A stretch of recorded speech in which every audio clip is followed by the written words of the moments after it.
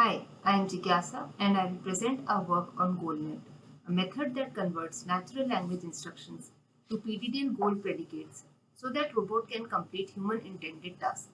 This work is done at IIT Delhi. Robots are used in various scenarios where they interact with humans to perform tasks.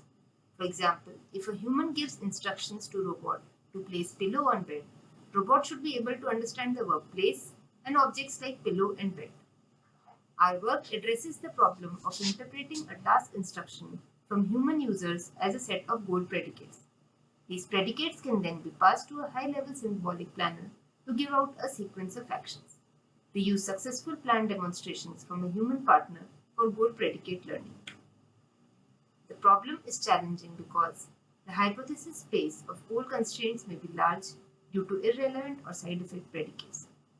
Secondly, high-level tasks may involve multi-stage plans requiring the learner to uncover the subgoals. Finally, the robot may encounter a new instruction and world state necessitating conceptual generalization beyond limited training data. Let's consider an example. Imagine a human in a household domain demonstrating the task of arranging a pillow. The pillow is currently on the floor. Human performs the action of moving to the pillow, which leads to state change as near agent pillow. In the next step, human holds the pillow. In order to place pillow on bed, human moves close to the bed and puts the pillow on the bed. State action transitions leading to goal state are recorded. We conjecture that viewing multiple such task demonstrations and linguistic variations enable an agent to infer the predicates needed to reach the goal even in new environments. Prior approaches in the field fall into two categories. One family of approaches consider the problem of grounding instructions to symbols. Data annotation in this setup is challenging. We hypothesize that it is easier to demonstrate tasks in lieu of directly providing symbolic description. The second category of approaches are based on inferring plans from actions, based on hand-engineered feature representation. On the contrary, our work considers dense representation of environment and language, enabling generalization. We consider Shi et al. As a main baseline, as it aligns closely to our problem setup. I will now hand over the control to Shreya to discuss about model and results. For model training, we have used the same dataset as the one used by the baseline approach proposed by Shi et al. There are in total 1,117 data points, where each data point is a sequence of stage action pairs. For example, we show the data point for instruction, keep the pillow on the couch. The human starts from an initial state S0, where pillow 1 is kept on the shelf. It goes to the pillow, picks it up, and places it on the couch to reach the final state. The red predicates here indicate the constraints that became false, and the green ones are the constraints that became true in order to accomplish the task. These single-step addition and deletion of predicates delta plus and delta minus at each step become a ground truth for model training.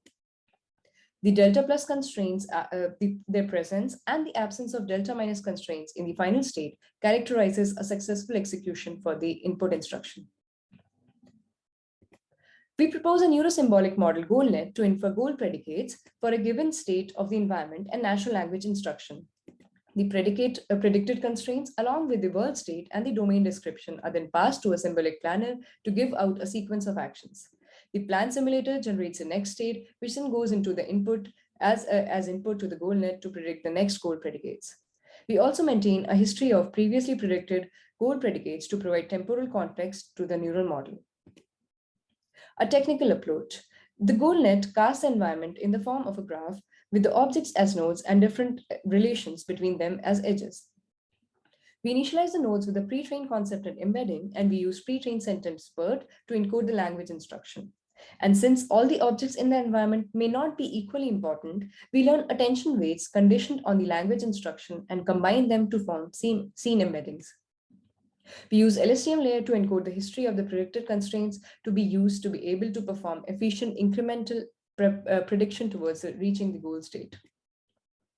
We have a network of multiple fully connected layers which act as two decoder heads to predict one positive and one negative constraint respectively at each intermediate inference step.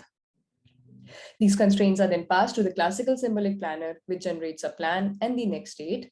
And the next state goes as input for the next step prediction, and we repeat till we reach the final goal state.